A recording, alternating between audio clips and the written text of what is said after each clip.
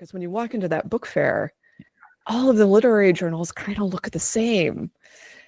And it's really hard to know what any one of them stands for. And so when there is one that stands out, it's like, oh, I recognize that. I know what they do that's different. And I know as a writer if my work fits. It's just, it helps everyone. And it's always been frustrating to me because it affects, magazines and journals too, that there isn't more focus on how to stand for something and then make that clear to the people who are reading you or want to submit. Hi, I'm Joe Beal, the founder and CEO of Microcosm Publishing. I'm also the author of A People's Guide to Publishing, which distills what I've learned from selling millions of books over the past 28 years.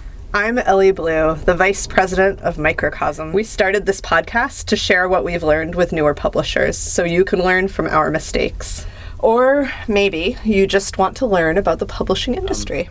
So this week we bring back Jane Friedman, a special guest on the pod, to answer yet another topical reader question, which is, how do I market my press? Simultaneously, the largest and most difficult for a lot of publishers to address, where they don't really think about the marketing that they do as marketing. So I think there are some publishers that are really astonishingly good at this, and it really helps to go take a look at what they're doing. I think you often see commonalities in what they're doing. They tend to have a very strong mission. They tend to have a really strong sense of who their audience is, and that gets baked into everything that they're doing in public, whether that's online or in person. So I'll just point to two extremely different examples. One's Fitzcarraldo in the UK.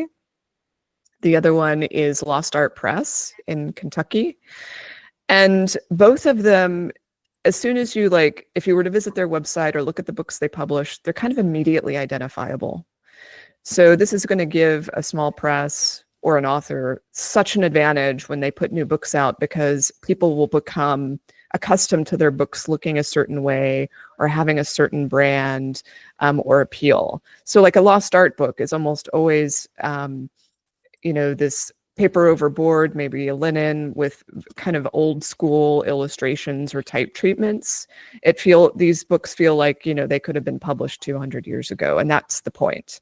They are publishing books about lost arts, the lost art of woodworking.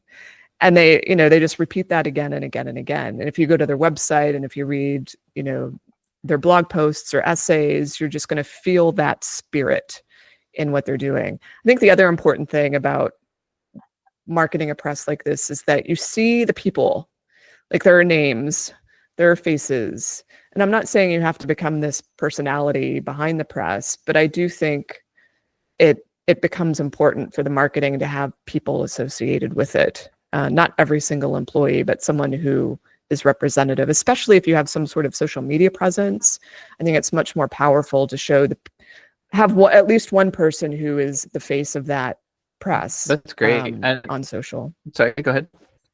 And then listening to a fantastic podcast this morning about the guy who ran the anti-capitalist voice for the Steakums company, and how this fascinatingly went from a company with essentially no brand to a company with a very hyper specific brand and weird set of messaging, and how it was wildly incongruous with the rest of the company versus their their social media marketing.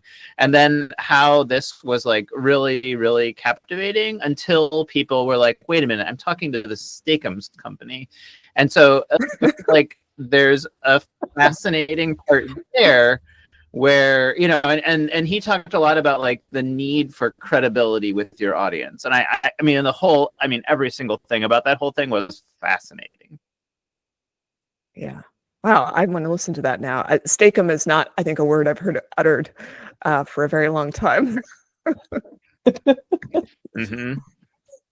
I guess part of what I think about when I think about marketing is it's a lot easier to market your press if you're kind of doing your press's values behind the scenes and you're doing what your press says behind the scenes. I think of Lost Art Press, for instance, was all about like using AI for everything and outsourced all of their graphic design overseas and all of that. Like they don't have to say that they don't do that. You just kind of know, but like not having it come out that you're not doing that is like key to your marketing.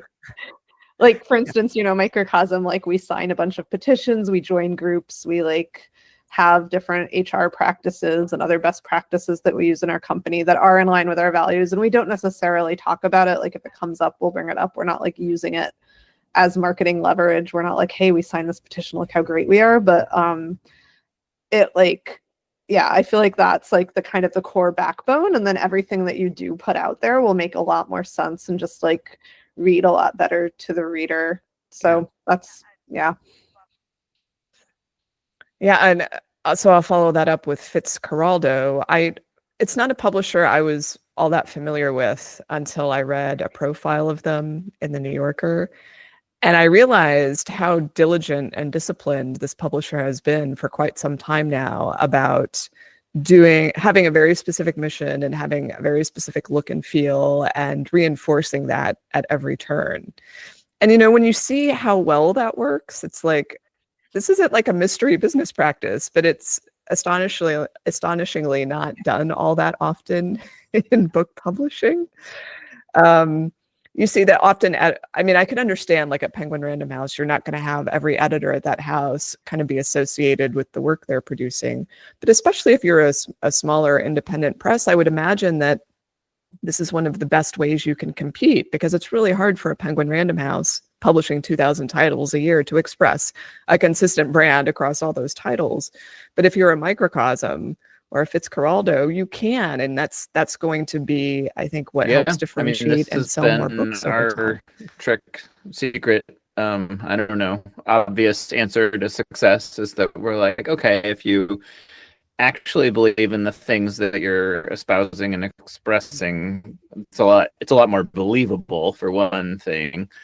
I feel like if we published all these books about riding your bicycle and then we didn't do that, people would like that would have come to light by now, or some such. But it's interesting too, because that and I never really thought of it that way until I met other publishers, and then I was like, oh, they're like really different from us. That had never occurred to me, because I was like, oh, everybody just sort of like makes what they believe in and like lives by their values.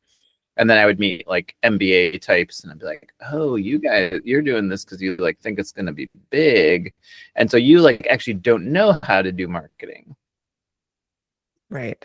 Yes.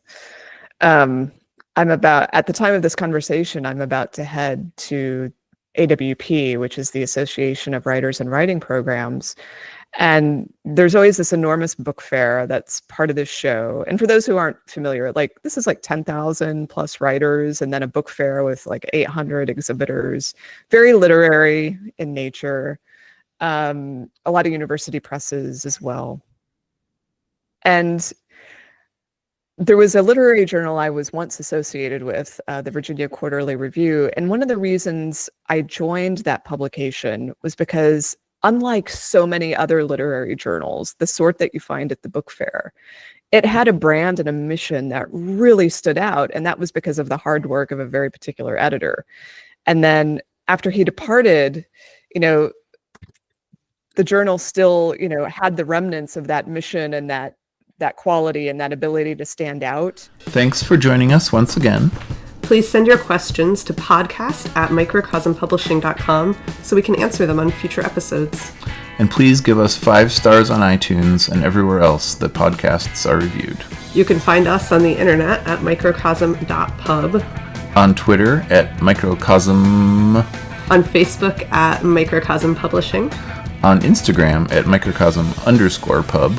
And here in Portland, Oregon on North Williams Avenue. Thank you so much. Have a wonderful week.